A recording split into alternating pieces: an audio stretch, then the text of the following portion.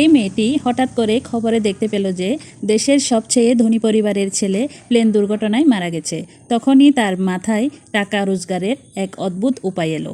সে ভাবল, যদি নিজেকে ওই ছেলের বউ বলে পরিচয় দিয়ে তার বাড়িতে চলে যায়, তাহলে হয়তো জীবনটা আরামে কেটে যাবে।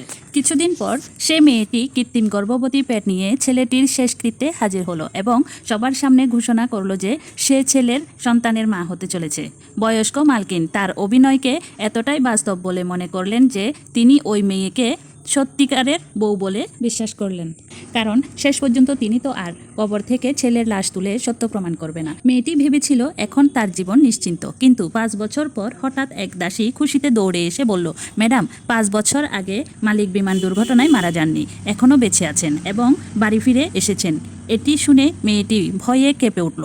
সে বুঝতে পারলো এবার তার ভণ্ডামি ফাঁস হয়ে যাবে। সে ভাবতে লাগলো, যখন তার মালিক ফিরে আসবে তখন তার পরিণতি কি ভয়ঙ্কর হতে পারে।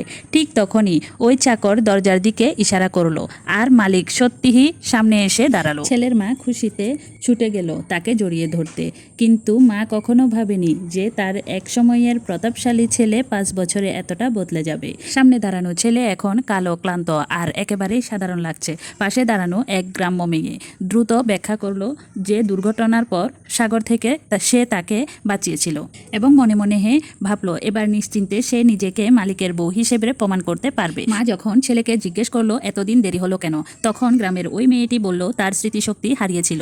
এটা শুনে মেয়েটি কিছুটা স্বস্তির নিঃশ্বাস ফেলল এবং মনে মনে ভাবলো এবার নিশ্চিন্তে সে মালিকের বউ হিসেবে প্রমাণ করতে পারবে। কিন্তু পরের দিনই সমস্যা দেখা দিল।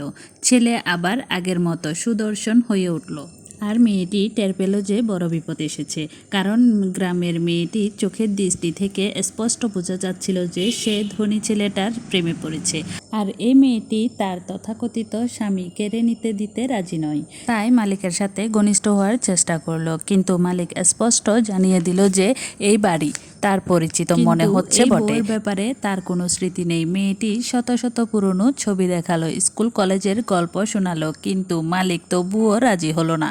সে বলল নিজের পরিচয় পুরোপুরি পরিষ্কার না হওয়া পর্যন্ত সে ওই মেয়েটির সঙ্গে ঘনিষ্ঠ সম্পর্কে জড়াবে না।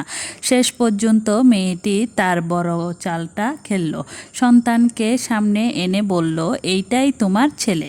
অদ্ভুত ব্যাপার হলো শিশুটি তার মালিকের মতো দেখতে, তার চোখ হুবহু মালিকের মতো, অথচ শিশুটির সঙ্গে মালিকের রক্ত সম্পর্ক থাকার কথাই নয়। কিন্তু তাকে দেখে মালিকের মনে এক অদ্ভুত আপন অনুভূতি হতে লাগলো।